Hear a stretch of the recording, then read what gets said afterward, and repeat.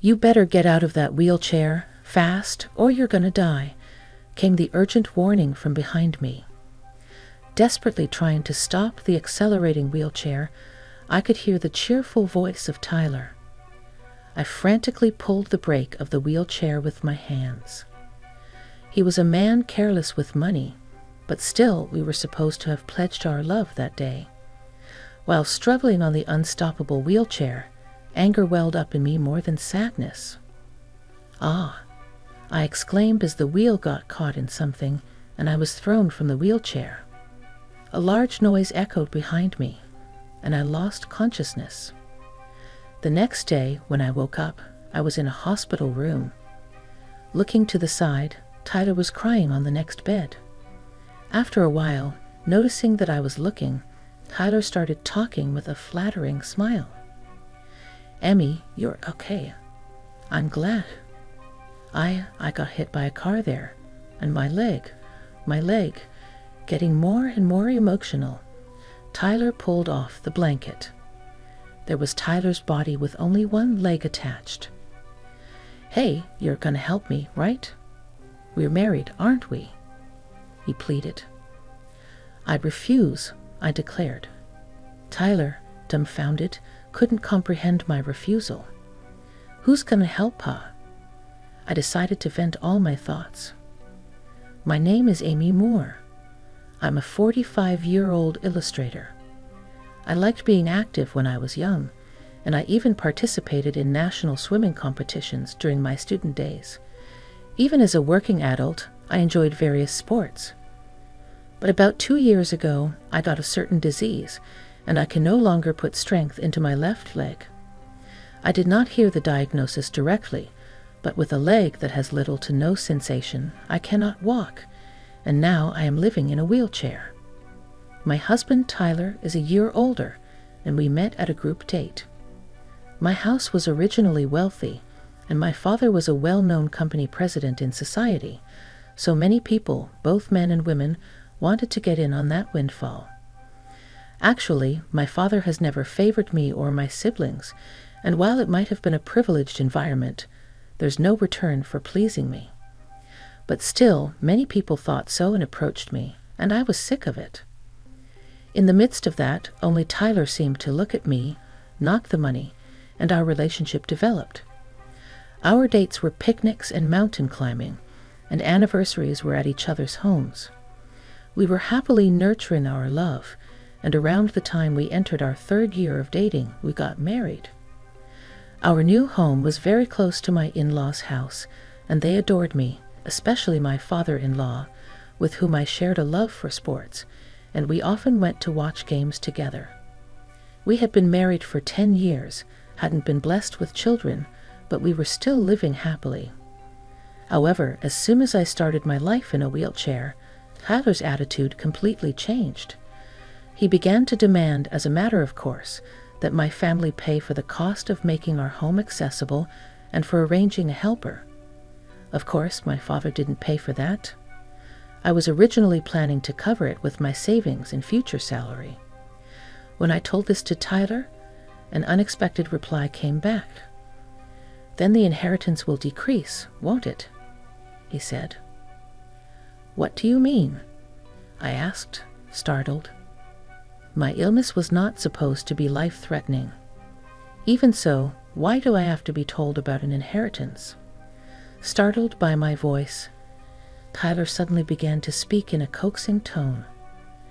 "No, sorry, I made a mistake. Your savings, right. See, I thought we're gonna need a lot from now on."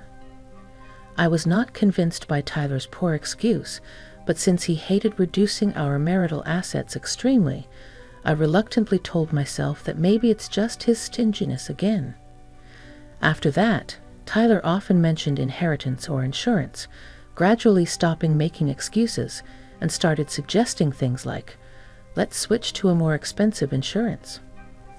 I found myself unable to understand Tyler anymore. In the end, despite Tyler's objections, I decided to use the savings I had accumulated before marriage and that year's bonus to fund the renovations. I'd also decided to request a housekeeping service company about 3 times a week. With the house made accessible, I was able to do the housework even in a wheelchair, so 3 times a week was enough.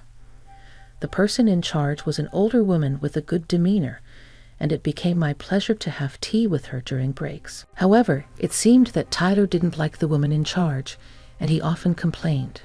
He nitpicked about how she folded the laundry differently, arranged the dishes differently, and sometimes even claimed the taste of the food was different. One day, I finally exploded in anger, questioning his rude comments. Tyler, momentarily taken aback by my ferocity, soon smirked and said something unbelievable. "If you insist, then fine," he said. "I'll deduct the same amount we're paying her from her living expenses." What? I felt dizzy with Tyler's incomprehensible decision. We had been paying the woman in charge about $1,000 a month. Half of that amount I had been contributing from my own savings to the living expenses. But now, Tyler said he was going to put that $1,000 into his own allowance instead of the living expenses. Our living expenses were already stretched thin, so if Tyler didn't contribute, I would have to make up the difference. In other words, my own out-of-pocket contribution would triple from $500 to $1,500. Holding my temple strongly, I confronted him. "If you deduct $1,000, your contribution to the living expenses becomes $500. Where do you think I'm going to find the extra $1,000? "Well, it's your whim, so you should pay for it. You're earning, aren't you?" Tyler's response was unbelievable. It's true that after falling ill, I had bravely gone independent and was succeeding, but my income was just a bit higher than when I was a company employee. If I had to deduct another $1,000, I wouldn't be able to save any money. However, Tyler showed no signs of backing down. "Fine, but promise me one thing," I said. "Make sure you save that $1,000 properly." "Got it." Tyler cheerfully agreed, but I felt nothing but anxiety. And that anxiety soon proved to be well-founded. Tyler stopped complaining about the housework agency, but correspondingly, he stopped doing any housework. He began leaving the house more often, avoiding conversation. On the rare occasions when we met, he made a disgusted face. The word divorce started floating in my mind. "Want to go see the cherry blossoms in the botanical garden?" Tyler suddenly asked one day. We had been living with minimal conversation for 2 months. It was early spring. Smiling, Tyler continued to talk to me, who was at a loss. "Recently, we've just been passing by each other, right? I thought I'd like to have a little talk while looking at the beautiful flowers." "All right then, let's go," I agreed. Tyler cheerfully exclaimed as he began pushing my wheelchair. The trivial conversation after so long eased my weary heart a bit. Maybe the recent discord was because we hadn't been talking enough. It was when I began to think that way. "You know, I'm out of money." "I really need your insurance money soon," Tyler abruptly stated, leaving me baffled. Along with Tyler's unheard voice, my wheelchair was pushed vigorously, and it began to descend the slope on its own. Unable to understand the situation, I panicked. Still, I desperately reached for the brake. "You better get out of that wheelchair fast, or you're gonna die," came Tyler's merry voice from behind me, as I tried desperately to stop the accelerating wheelchair. Desperately, I pulled the wheelchair brake with my hand. He was a man careless with money, but we were supposed to have vowed love that day. As I struggled atop the uncontrollable wheelchair, anger bubbled within me more than sadness. The tire caught on something, and I was thrown from the wheelchair. A loud noise followed behind, and I lost consciousness then and there. And the next day, when I woke up, I was in a hospital room. Looking sideways, Tyler was crying on the next bed. After a while, noticing that I was watching, Tyler spoke with a fawning smile. "Amy, you're safe." "I'm glad." I was hit by a car there, and my leg, becoming increasingly emotional, Tyler tore off his blanket. From there appeared Tyler's body with only one leg attached. "You'll help me, right? We're husband and wife, right?" he pleaded. "I refuse," I declared. It seemed he never imagined I would refuse. Tyler was left speechless. Who would even think about helping him? I decided to let out all the feelings I had been holding in. Why should I take care of someone who pushed me down a hill just to get insurance money? It was a moment of madness. I'm regretting it. If saying sorry could fix everything, we wouldn't need the police. My words turned Tyler's face pale blue. I continued to talk without letting him interrupt. Besides, weren't you supposed to be saving $1,000 a month for me? What happened to that? I asked. "I am doing that," Tyler stammered in a panic. And for a good reason. His bank account was practically empty. Why do I know this, you ask? Because I have the bank book. Tyler always found things troublesome, only checking his account online. Therefore, I usually managed and kept all the bank books. Back when our relationship was good, I never felt the need to check how much money he had. But since he hadn't been depositing the $1,000, I started keeping the accounts. And I found out that instead of saving money, he was sending it somewhere else. The recipient was a woman. I hired a detective and found out that Tyler had not only cheated on me, but even had a child. The money was going to his affair partner as child support for his kid, 4 years old. Cute age, huh? Have you been visiting her? How long have you known? "A month now," I said. Seeing me like that, Tyler looked at me as if I was something creepy. So I decided to tell him the truth. "But you see, you can't even have children," I continued, laughing at his most foolish face and voice ever since we met. "You really thought I was the reason we couldn't have kids."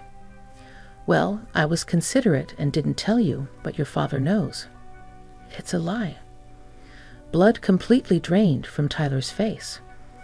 Actually, we had been undergoing infertility treatment for about 3 years since our marriage. At that time, Tyler reluctantly took the test. As a result, it was revealed that the cause was with Tyler. However, after consulting with my father-in-law, I decided to keep it a secret from Tyler. My father-in-law had the view that Tyler, who is mentally fragile, would not know what to do if confronted with that fact. Hearing my father-in-law's view, I was troubled. But in the end, I continued the infertility treatment without telling Tyler the results and stopped it at Tyler's request. After telling him all this, Tyler suddenly called someone on his smartphone. "Hey, you had an affair, didn't you? The kid ain't mine, is it?" Watching Tyler yell like that at the first word, I understood who he was calling. Tyler seemed to be getting arguments from the other end, and occasionally his voice would leak out sharply. Among them, I burst out laughing at the words, "You had an affair too, didn't you?" Tyler is saying. This isn't the time for such talk, but to me, both the woman who deceived Tyler to pay child support for another man's child and Tyler, who spent all the money on child support and affairs and then pushed his wife off a hill for insurance money, seemed equally terrible. It seems the call was unilaterally cut off, and he couldn't get through no matter how many times he tried calling back. Tyler was utterly angry at the attitude of his affair partner, seemingly forgetting I was beside him. That bastard. Was she only after the money? "Sorry to interrupt while you're heated up, but we're not done talking," I said, interrupting Tyler's tirade. "Ah, Amy." It seems Tyler finally remembered I was there, looking at me and sweating. I brought the conversation back with a smile. "Do you remember signing the papers when we decided to save that $1,000 you spent?" I sighed at Tyler's attitude. He probably planned to go back on it later anyway.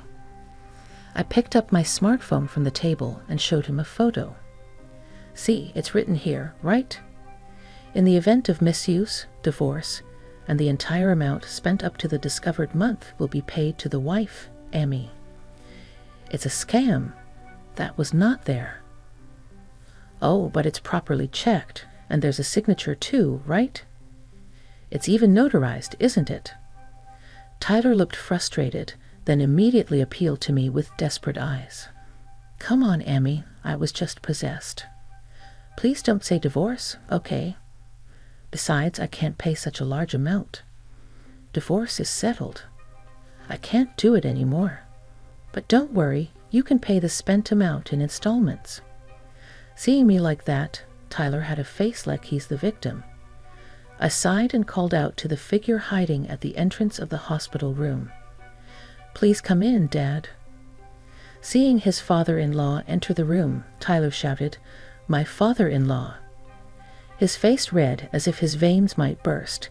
His father-in-law glared at Tyler and came over to me to apologize. I'm truly sorry.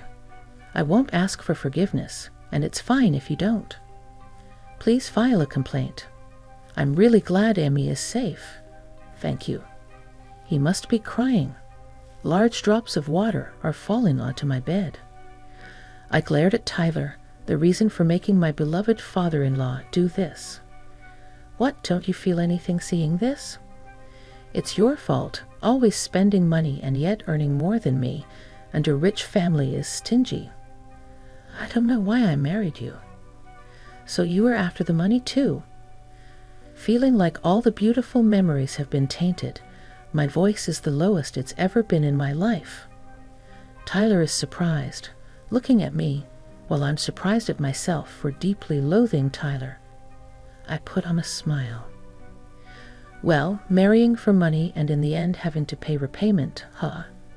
Shut up. I'm not paying. Too bad. Payment is a done deal. As I said this, my father-in-law, looking scary, told Tyler, I will be watching you until the payments are done. I couldn't see, but his face must have been terrifying, as Tyler's face went pale and he was shaking. Excuse me for interrupting. In this worst atmosphere, a middle-aged doctor in a white coat entered. Coming straight to me, the doctor handed over a document. Is there a reason you are not receiving treatment for your leg? What? Tilt my head in confusion, I looked at Tyler, who was staring at the doctor with a pale face. The doctor continued speaking with a puzzled look. If you have surgery on your leg, you'll be able to move again. Didn't you hear that when you were diagnosed before? I didn't hear. I looked at Tyler, who was trying not to meet my eyes. Seeing that, I had a bad premonition. Tyler, you lied to me. You said that the illness would never be cured, and that I would never walk again. Ah. At Tyler's non-committal reply, my father-in-law again yelled at him. I turned to the doctor and asked, I didn't hear the diagnosis directly at the time. Could you please tell me? Yes, Amy, your illness is a temporary paralysis caused by a herniated disc hitting the spinal cord, leading to blood flow issues. Since some time has passed, you'll need rehab, but you will be able to walk.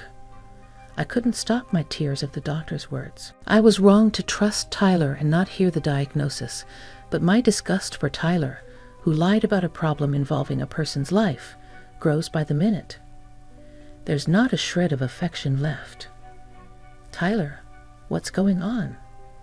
Tyler, don't just stand there, say something. My father-in-law's yelling echoes in the hospital room. Tyler's shoulders shuddered, and he suddenly starts crying. But if Amy is free to roam the world, I'm always left behind. If she's in a wheelchair, she will always stay home, and she won't try to have more fun than me, right? So what? Your selfish jealousy has forced me to live in a wheelchair for 2 years, knowing I could have surgery to eliminate the pain and paralysis, and you kept silent. That's the worst. At my words, Tyler hangs his head in exhaustion. I look at him with cold eyes.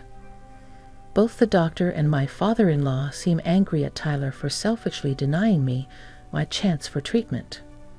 So, Amy, may I explain the surgery to you tomorrow? Yes, please do. I instantly brighten up. The doctor smiles back at me warmly. Just that gives me hope for a bright future ahead. I will instruct the nurse to separate the rooms. No, I don't want to be separated from Amy. Tyler's sudden loud refusal is ignored. Then he says to me, "Then see you tomorrow," and leaves the room. Amy, you're not really going to divorce me, right? I'm an amputee, remember? I know I was wrong to keep quiet, but think about our current situation.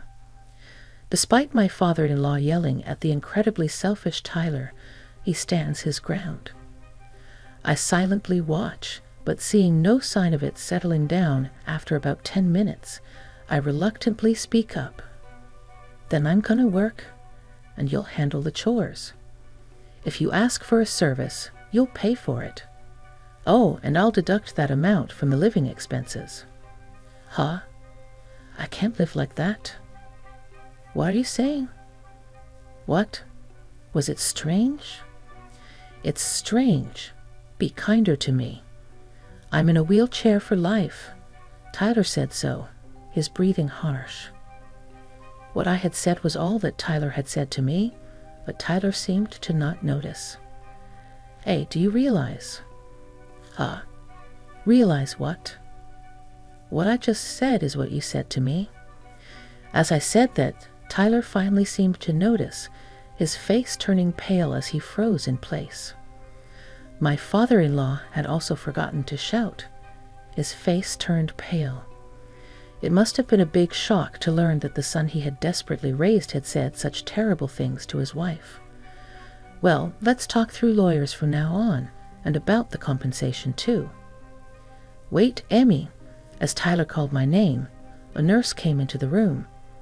It seemed that I was moving rooms so Tyler couldn't easily barge in anymore. Tyler resisted to the end, but with one leg, he couldn't get up from the bed and could only scream. Well, Tyler, goodbye. Wait for me. With Tyler screaming as the last thing I heard, I was pushed by the nurse and left the room. My father-in-law met my eyes and nodded, and I bowed my head in return. That was the last time I met Tyler. A few months later, I received divorce papers from Tyler through the lawyer, and the divorce was successfully concluded. I heard Tyler is quite disheartened and is living under the strict supervision of my father-in-law. He seems to have been able to keep his clerical job, but it seems that the reason for the divorce leaked somehow, and the colleagues who were worried about his injury at the time of his return are now looking at him coldly. Tyler brought it upon himself, but I heard him lamenting, "My colleagues are harassing me," and I couldn't help but bitterly smile, thinking he hasn't changed a bit. Actually, I still meet my father-in-law now and then after the divorce with Tyler, partly to check on Tyler's situation, but mainly because we are hobby friends. Initially, my father-in-law seemed apologetic, but recently he is getting back to his usual self. Upon investigation, it was revealed that the affair partner was married and had been married to the real father of her child. I sent the evidence of the affair and child support transfer to the affair partner's husband. It seems he found out about the affair from the evidence I sent, and a huge dispute ensued. It seems they'd also got divorced. A resentful letter arrived at the lawyer's office, but all were ignored. As for me, I underwent surgery immediately after that, and then spent about 6 months in the hospital for physical therapy. Thanks to my father-in-law's arrangement, I was able to continue working while staying in a private room. After being discharged, thanks to ongoing physical therapy and regular checkups, I can now walk with a cane. A recent daily routine is to take a walk around the house. Actually, recently I exchanged contact information with someone I met during those walks and promised to go for a meal. He's a very kind person who helped me when I stumbled and fell over a rock. These days, the exhilarating feeling of a new spring coming makes my excitement unstoppable.